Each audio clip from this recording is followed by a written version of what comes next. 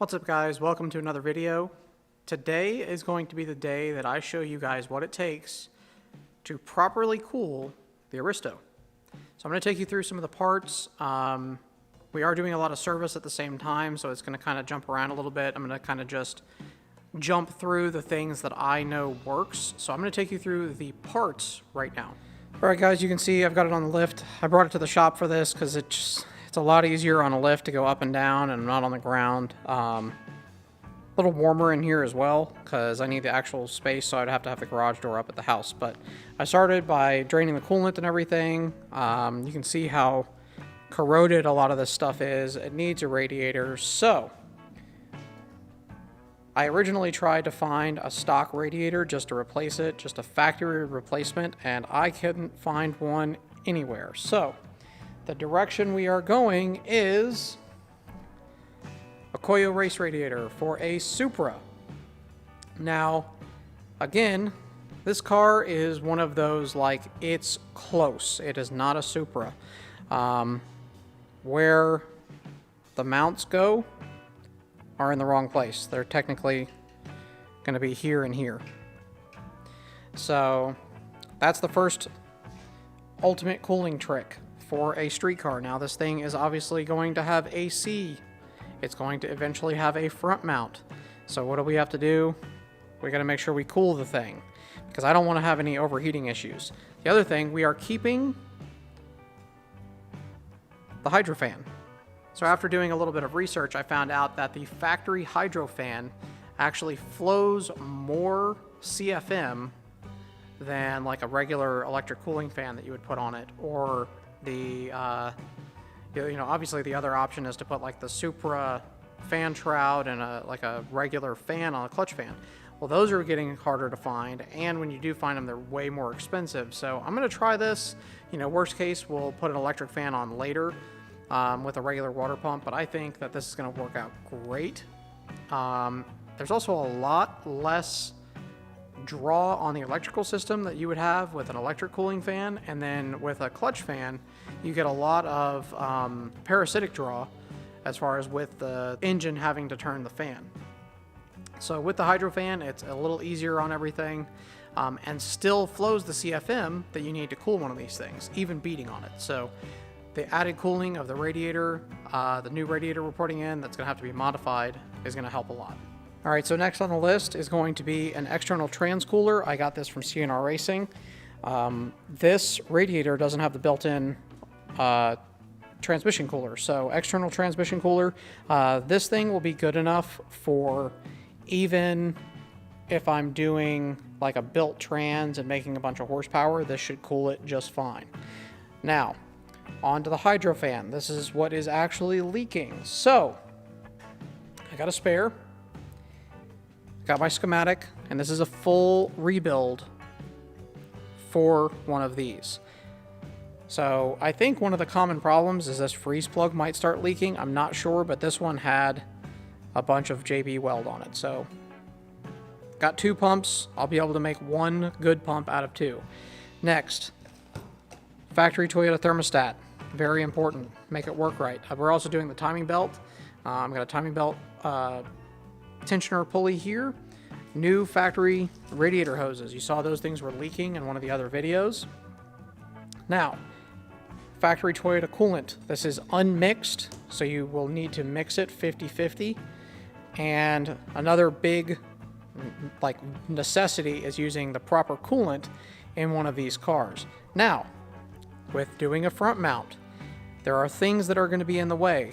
These are 2 24-inch double pass power steering coolers, or they're technically for like a frame rail. So you could, if you have like a hot rod or something and you have no room up front, this guy will cool a transmission on like a hot rod. Well, this is basically the same size as the power steering cooler, and then the hydro fan also has a cooler. So these guys are just going to basically replace the stock power steering cooler and the stock hydro fan cooler. So the other option that I wasn't sure if I can fit both of these basically where the horns are,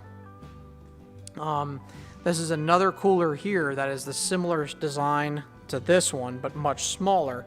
I can run that for the power steering and then this here up front for the hydro fan. You might be wondering, why would the hydro fan need a cooler? Well, it's basically a power steering pump. It looks just like a power steering pump. It's splined like one, but you'll notice this is an aluminum housing. So the power steering pump has an iron housing, so that it can take a lot more heat and it won't burn up as easily. Now this thing, aluminum housing, you need to cool everything a lot more because this thing's constantly moving just like the power steering.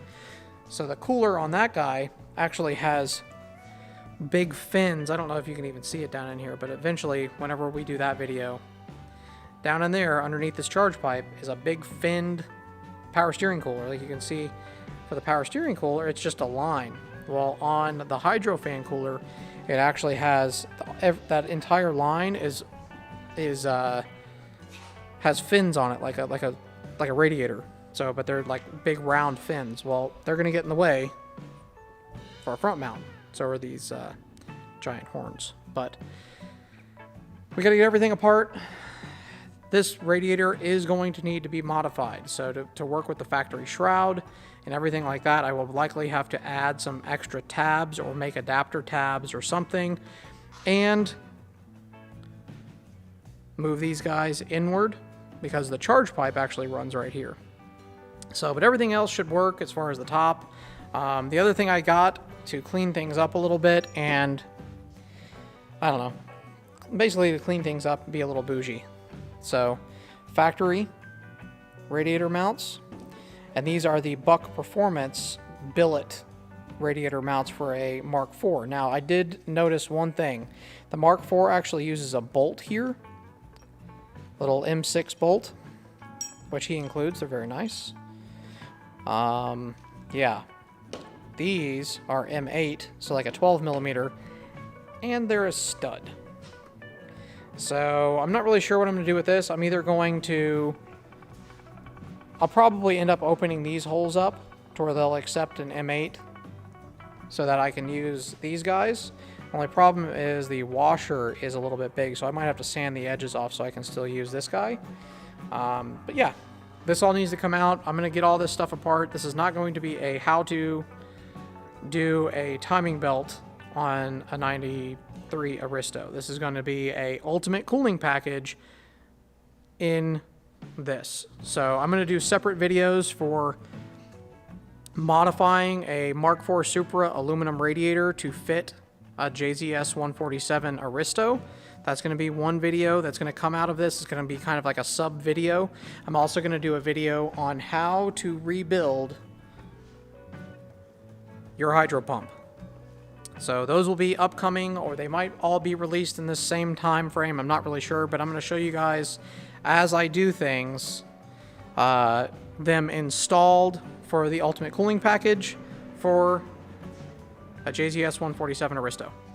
I'll see you guys in a bit. Well, it was leaking and somebody put schmoo on it. Alright guys, so here's the deal. We got everything apart, and we still can't find the leak. It's not coming out of the weep hole up in there, and that I can see, but I'm wondering if we have the same issue that that other pump had, and it is the actual, like, one of the freeze plugs in the back of this thing. We're going to take it all apart. It's got oil leaks and everything here anyways, but we got it apart.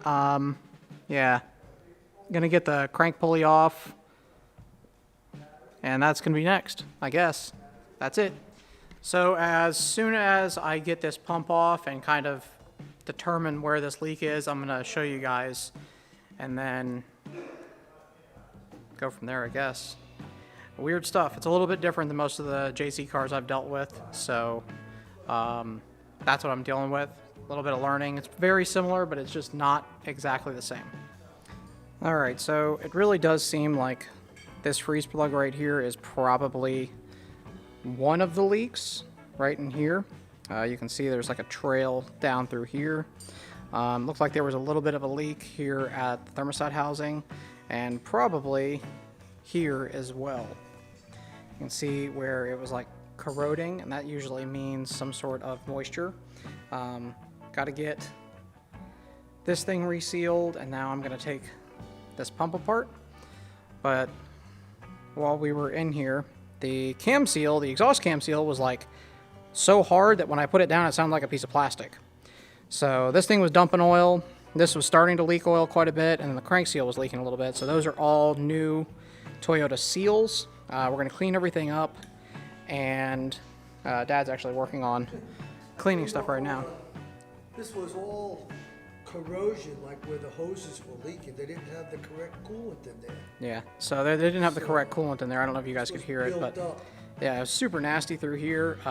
I've got a wire wheel Dad'll probably hit that with, and got to clean all this stuff up here, and we still have to tackle the stuff that's all back in there for the oil cooler. But as of right this minute, I need to rebuild the hydro pump, which is this guy. So I've got the kit over there and all the instructions, and so I'm gonna rebuild this, and there will be a how-to video coming out very shortly of how to rebuild this pump.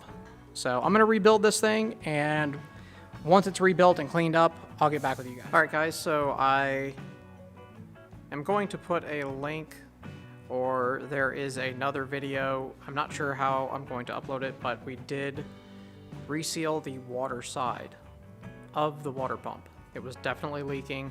There was a hunk of a seal missing. I'm gonna just insert a little clip from where we found that right here. All right, guys, so what I just found, why I had an intermittent water leak on this thing, I think, is because of, there's a spot on this seal here, or part of the seal on the shaft in here. And then there's a spot right there as well. So we're gonna see that shiny spot. Yeah, see the shiny spot, and then there's a nasty spot there. That's rubber. I think, yes, it's like it's a rubber of some sort. Right, And we I need to think clean that off. part of this seal is wrecked, and then I think also that the seal where it rode. And basically, what I did was we pulled off the back of the pump. We left the hydraulic part intact, so that we didn't have to reseal all of it because it wasn't leaking, unlike most of them. So I pulled the back off. We replaced the seals that were definitely leaking. It must have torn a small part of the seal when it was sitting, so that whenever it lined up just right, it would like lift the edge of the seal and just pour water out. So luckily, the seal, we also replaced the seal that was basically the seal that kept the hydraulic fluid from bleeding over into the water pump side of things. So it's like a double seal through there. So we replaced that, replaced a few O-rings, and put it back together, cleaned it all up really good.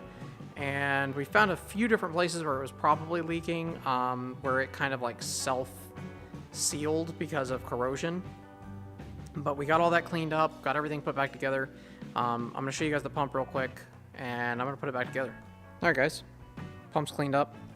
I still have a little bit of cleaning to do from where I spilled some on here, but it's all nice and dry, which is the big thing. New seals on this water pipe. Dad cleaned up this pipe. I think I'm gonna clean it up just a little bit more with a wire wheel. It's all dry and everything, but down in there is still a little cruddy.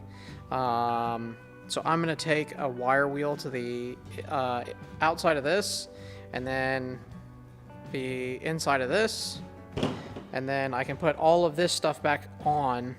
Cam seals and everything are on. I need to hose everything off here to clean it all up, and now I am also contemplating on taking the power steering pump and the AC compressor and just pushing it out of the way so that I can have easier access to the oil filter housing, because that's another thing that's leaking like crazy. So I'm going to go after that next, but first I want to get most of this, timing belt stuff put back together and cleaned up and everything. So once I get all of that back together and put back on, I'll check back in with you guys and let you know what I decided to do here. And then we have to jump on to making all of this work. So I was just looking, and obviously we knew there was going to be some differences here. As far as bolt patterns and everything, it looks like it's going to be kind of close, but I do need to put the radiator back in the car to see what it looks like. But I did get Mark IV Super hoses, so at least that will work.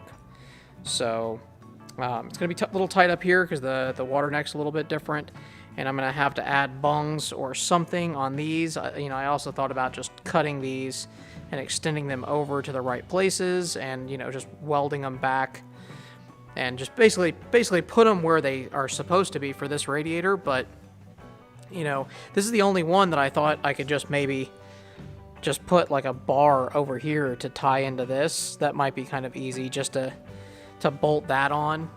But this thing needs to be sturdy because this thing's kind of heavy. But we'll tackle that here in a minute. On to putting everything back together on there. All right, update. Got the timing stuff back together. Got the water pump back on. Tensioner back on. I had this pulley, which I had already replaced the bearing in, which is good because the other one was noisy. Now, the thing that I just got done struggling like crazy with was that guy. See, I have all this stuff pulled out of the way. That oil cooler assembly is not real fun to get off, and it's not real fun to get back on. But it's all back on. It's got new seals. And now I got to put all this back together. And hopefully, once all that's back together, we can actually start the stuff that needs to happen for the radiator. And I have to be honest, this thing is kicking my butt. It's been kind of difficult. I ran into a few things. I couldn't actually get some of the things that were leaking apart. Luckily, I had another housing from another 2J I had, and they were the same. Just reuse the actual cooler itself, because it's a little bit older generation. I had a JZS 147 oil cooler assembly from a VVTi 2J. So I just robbed the lower housing part that wasn't leaking. It didn't seem to be leaking. There was no signs of leaking from those NPT plugs in the ends. So I just used that and then put all the new seals and everything, put everything back on there, and I'm just kind of hoping for the best, guys. When I was pulling everything out, I knocked the cooler itself on the subframe. When I was trying to get the actual coolant lines off, I was pulling kind of hard, and it just let go all of a sudden, and I knocked it against the subframe or the frame rail or whatever is in there. Maybe it was the motor mount, but I did put a little dent in it, and it's right where the oil filter goes, of course. The JZS 147 oil cooler assembly itself is different, so I didn't have the right O-rings. So I kind of did my best to get it all put back together and straighten it out as best as I could. I'm hoping that I can still use Toyota oil filters that, you tighten them down until they're just tight, and then the O-ring seats accordingly. I might have to end up using an aftermarket like a Mobile One or one of those guys, which is not the end of the world, but I like my OEM Toyota parts. So the aftermarket oil filters have a much larger gasket that go on the actual like on the bottom of the oil filter that seals it. So fingers crossed. I'm going to put everything back together with the AC compressor, which I really should replace because it's noisy, but right now I don't have a rebuilt one, and everything is kind of like special order, so I just want to get this thing back together. It's getting cool outside. I probably won't be using it until next year. I think that I can still get it out with the radiator and everything in there, so that's a good thing. I'm not going to worry too much about it. I'm just going to put it back together. That way I can work on the radiator, since this is a cooling, ultimate cooling. So got to get the radiator modified. Put everything back together. I'll update you guys once I start working on the radiator. All right, check it out, guys. the Mark IV Super radiator is in the car. I do have a how-to video of how I did that. That is going to be, I'll probably put it in the link below, a how-to, or I'll put a card up so you guys can just click on it. The next thing we have to tackle is going to be the trans cooler. I have multiple options. This is the CNR Big Boy. Dad thinks that's extremely overkill, which, as big as it is, it probably is. So then I also have this guy. It's a Hayden. It's like 2/3. I think I'm going to use this guy, and it'll be a lot easier to fit down in here. So yeah. The other thing I want you guys to see is just how tight it is. The Mark IV radiator definitely moved it up and back. So like I said, there's a full write-up or a full video on making this radiator fit properly in this chassis, but I just want you guys to see how tight this is. This is tight. Changing a belt's not going to be real fun, but it'll be doable if I have to, but it's tight in there, guys. Yeah, so next thing we need to do is get the trans cooler mounted, so that's going to be next. I already pulled the horns down to see where I'm going to put this thing. So yeah, things are getting tighter than they already were in here, but we're getting there. All right, so told you guys the next thing you would see is the oil cooler, which you can barely see, but I decided to go with the smaller one. It's like 2/3 the size of the big one. Once I go and take the intercooler out of over in this pocket, I will end up putting the big one over here, but as of right now, this will be fine. I've got all the lines clamped up. They actually go underneath. You guys can see over there. One goes over there, one goes over here. I've got everything tied up nice, and then they route up on either side through like factory holes and loop in and out of the top. So trans cooler is in, coolant is getting filled. Next thing we need to do is, I guess, finish putting the charge pipes back on and fire this thing up and let it get up to temperature, make sure it gets completely bled, check it all out, make sure we don't have any leaks. Now it's been sitting here for a few days, or I guess a day. It's been sitting here for about a day. But yeah, the capacity on this thing is now like over 3 gallons. I think I'm at 3.5 gallons right now. OEM Toyota red, 50-50 mix. I don't know if you can see, but yeah. All right, guys, I'm pretty excited. I just fired everything up. Car runs good, and it took a minute. I'll be honest, it took a minute for this thing to actually get up to temperature.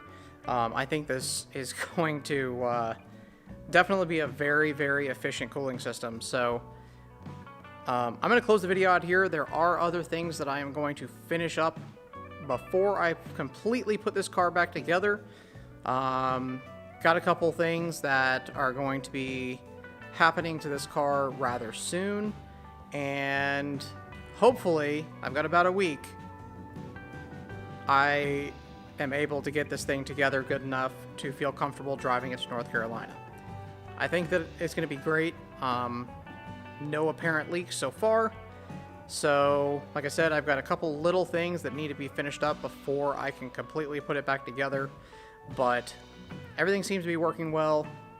I hope you guys enjoyed figuring this thing out with me. Obviously, I did make a couple extra videos throughout this process that hopefully helped everybody. But I'll see you guys soon for the next project. Bye.